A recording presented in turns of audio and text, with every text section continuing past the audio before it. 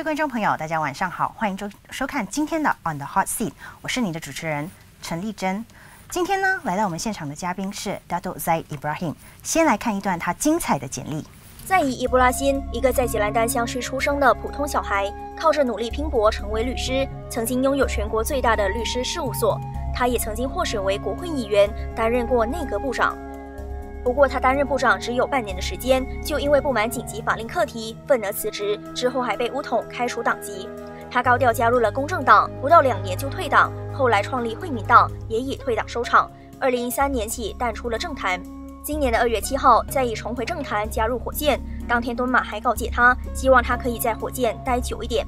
先后加入4个政党的他，有人认为他是政治青蛙，也有人觉得他是在寻找正确的政治理念。除了他玩味的政治经历，他在很多议题上的立场、言论，甚至是行动，都让人对他另眼相看。例如，他近日大力反对的355修正案。其实早在2003年，他就曾经入禀法庭，挑战吉兰丹、登嘉楼2个州属，要落实扩张伊斯兰法庭的全县法律的合法性。到底在依布拉欣是谁？他又代表着什么？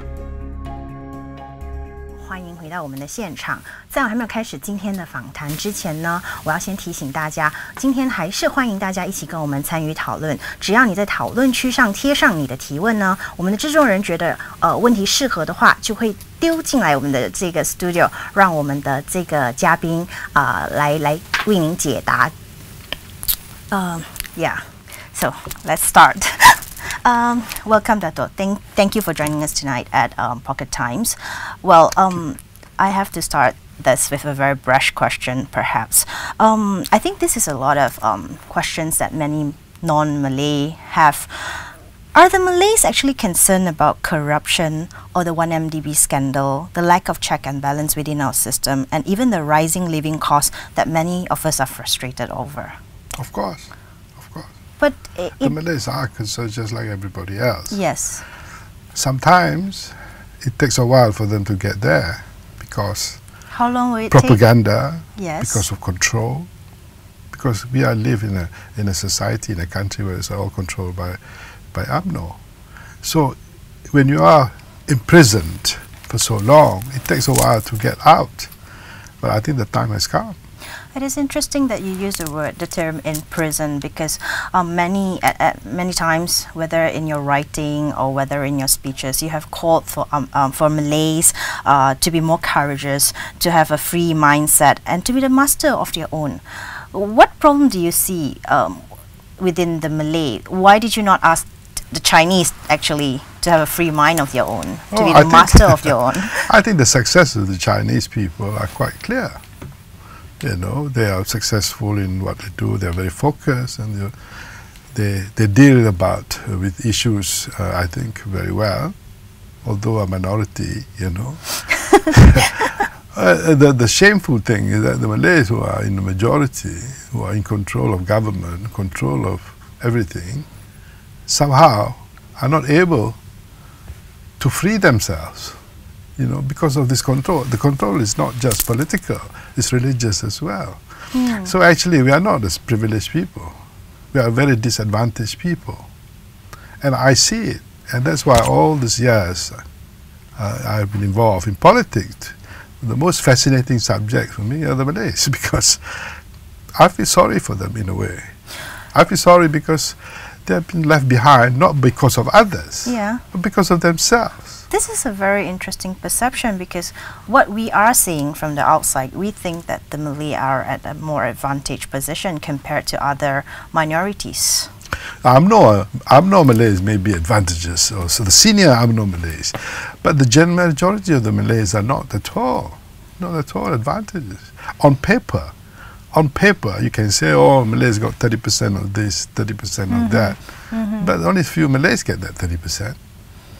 Who would you define as a typical Malay today? I am a typical Malay. You are a typical Malay? Yeah. I am very Malay, actually, in my thinking. This is what Malay should... you see, I think Piramli is probably a typical Malay. But, I mean, a typical Malay today, because Piramli is no longer around. Yeah, but that's what a Malay... Because the others are not Malays. The others are, you know, they may be typical Arab, typical Pakistani, typical Taliban, typical Javanese, I don't know. But a typical Malay is Piramli. Ah. And the values that he talk about, the things he talk about, his creativity, his independence. But do you have someone that we could, or maybe my generation could relate to, and not P. Ramlee? Of course, but they may not be well known. You know? Not yet. Not yet, but they are. There are Malays struggling to maintain their independence and restore their values, their culture, but they are not. They are submerged. They are submerged by this power, the political and religious power that control the Malays. You know, it's interesting that you say you are a typical Malay because you actually have a book which is titled I Too Am Malay. Yeah. Because I'm always very intrigued with how how the book is titled, because does that mean that you are not mainstream? No, like a I'm Malay not, who I'm have not your kind of mainstream. mindset? I'm not mainstream in the sense that, you see, unfortunately for the Malays, yes, they are defined by their leaders. They are defined by UMNO leaders. They are defined by their ulama, by the so-called ulama. They don't define themselves. Well, and this is where I think, so my book is basically telling them, because they always accuse me of being too liberal, not Malay enough, not this enough. So actually it's the opposite. It's the opposite. I am Malay because I'm very open-minded. I think I believe in good work ethic, I believe in good system, I believe in good governance, I believe in good values, and that's a typical Malay. The Malay that dominates, the Malay that tells people, oh, I'm superior, oh, this is my country, that's insecure Malays. Malays are not like that. We have always been very nice people. That's why this country has been, over the years, been always peaceful, accommodating. Okay, we may have to make adjustments here and there, it's never smooth in sailing, in trying to develop, to make Malaysia a great country. But we can, because we have great people here. It's just that we don't have the leader who wants to do it, because they want to control you. So, to me, Malaysia is a work in progress. Yes. A lot of work in progress, but it's a great country, beautiful country. It's worth fighting for. And I have done that in my part, I think. Yeah. I've made great sacrifice in my political beliefs in sending out this message. Although people call me names, they call me everything, it doesn't matter. Because this is a great country. Because just now you have raised one thing, I think it's like, maybe it's the quality of a Malay, they follow their leaders. So today the leaders is UMNO, someday it might be PKR, maybe one day. Would they still be in the same way, the way they carry themselves? No. You see, this feudal control mechanism, system, exists in various degrees. Like exists in America. You see, Donald Trump wants to do the same. You see, but seriously, I think Malays must be given this confidence, self-assurance, that they can decide things for themselves. They can be on their own. They can be. This is how they can progress. Because we have tried all methods. Yes. We have tried. Let's look at the so-called Islam. We have control. We have everything. You must refer to somebody whether you can do this or you cannot do that. But where are we today as a Muslim community? We have HIV/AIDS. We have unwanted pregnancies. We have so much social problem. That cannot be Islam, because Islam is not about that. So we have tried the wrong approach on Islam. So it's about time we change that, and I can talk about other things of control. So the problem with the Malays is there's too much control. Why are they so insecure? Then historically, let's put it this way, historically, we are living in a feudal system. Where in the world do you have 9 rulers or 10? So sometimes it's a history. And then the feudal system sets in, and then of course the sudden, we didn't really have time to, as a community, I think, and then when we have pre-Merdeka, you have the immigration of the Chinese, the Indians, and the British in big numbers in a short space of time. It created a lot of uncertainties and insecurities. So the politics of this country will change. Were determined in a way sometimes by history. But we cannot always blame history. So that is why, as an independent country, we have to restore back the loyalty to this country from everybody. And we should be together, Chinese, Malays, Indians, Kadaza, whatever, because this is our country. Yes. But we have always been dividing them so that we can keep power. This is UMNO style or Najib style. You know. So you think that this is just an UMNO style? It's not going to be replicated? No, I think it may be. There may be some elements in any party. I cannot guarantee you. Yes, yes. But things will be different. I mean, we must believe that it is possible to change.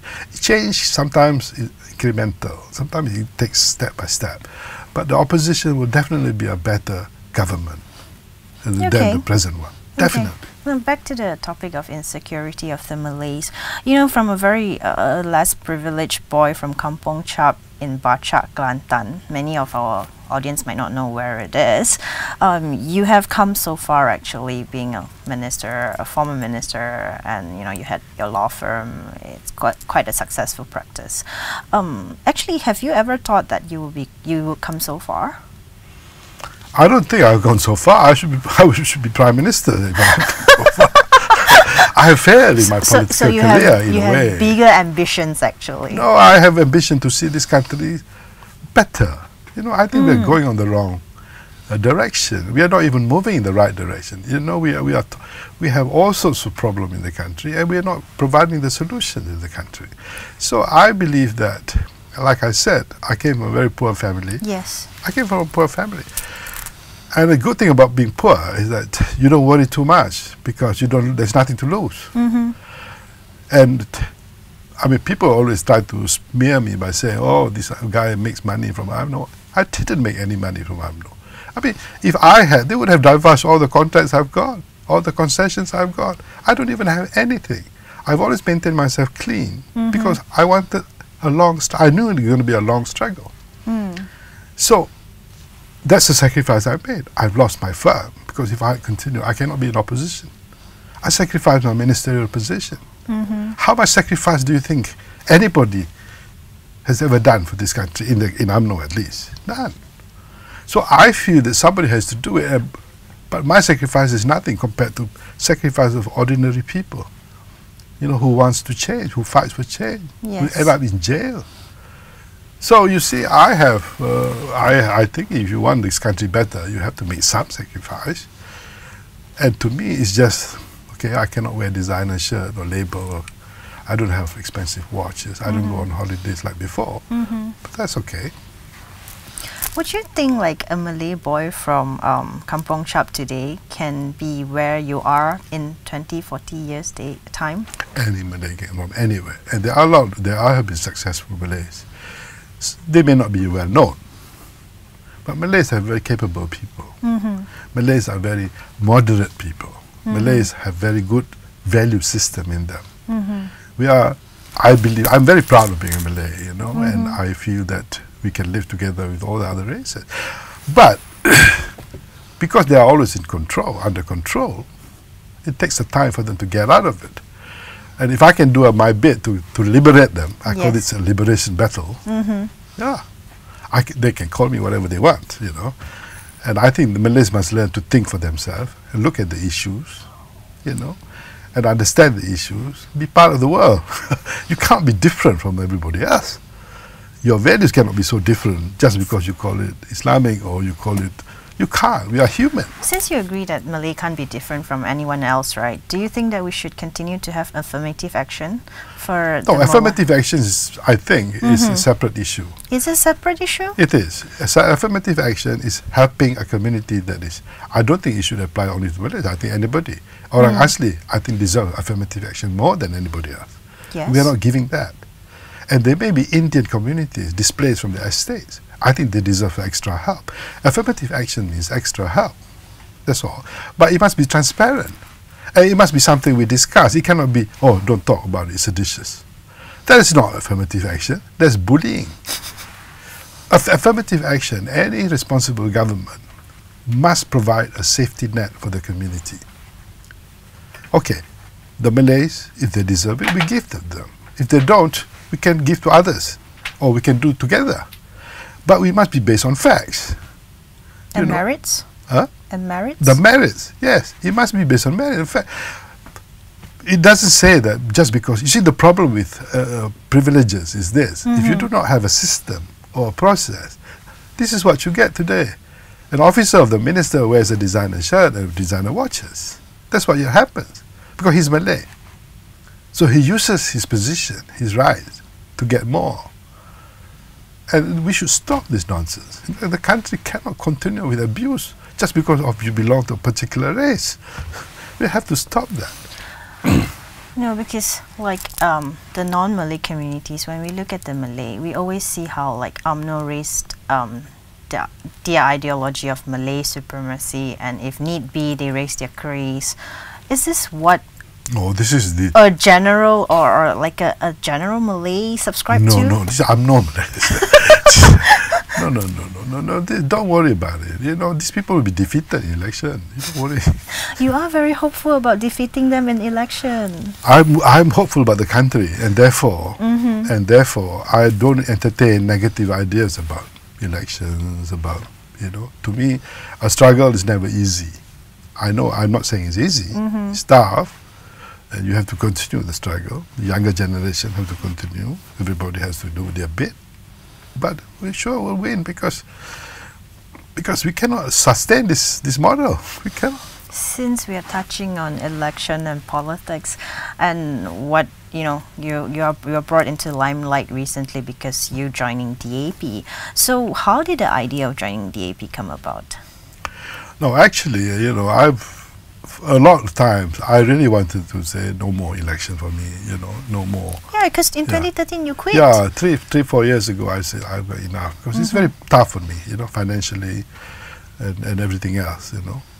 But the issues kept coming to the country, you know, something happens, and I continue writing. And then after a while you say, oh, you cannot just write and write and write, you've got to do.